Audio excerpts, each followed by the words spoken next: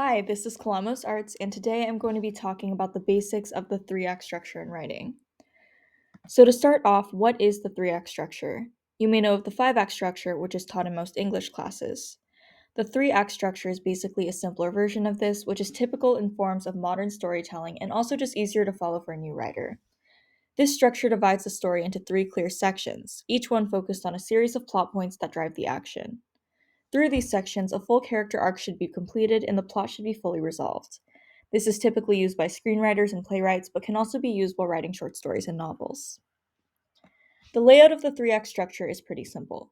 25% of the story is taken up by the first act, and another 25% is taken up by the third act. The second act is arguably the most meaty and takes up around 50% or half of the story. Act 1.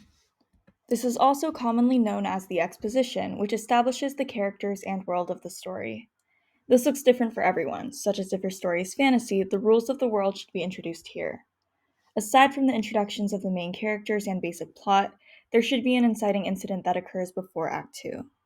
This ultimately pulls the protagonist directly into the main action of the story, which should launch into Act 2.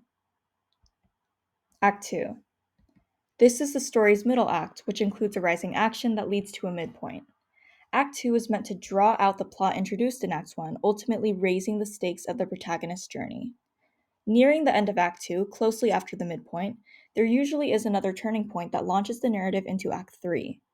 This is extremely common and almost central in stories and novels and is called the dark night of the soul. This ultimately allows the story to continue into Act 3.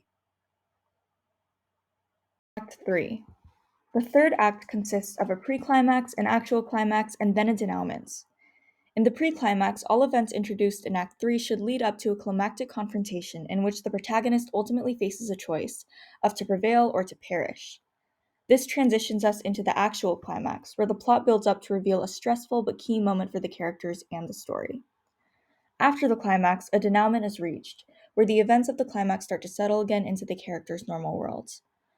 I would recommend using the 3-act structure when planning out a story because it can definitely help anchor your plot and serves as a good foundation. It's definitely a great starting point if you're thinking of starting a new piece. Good luck writing!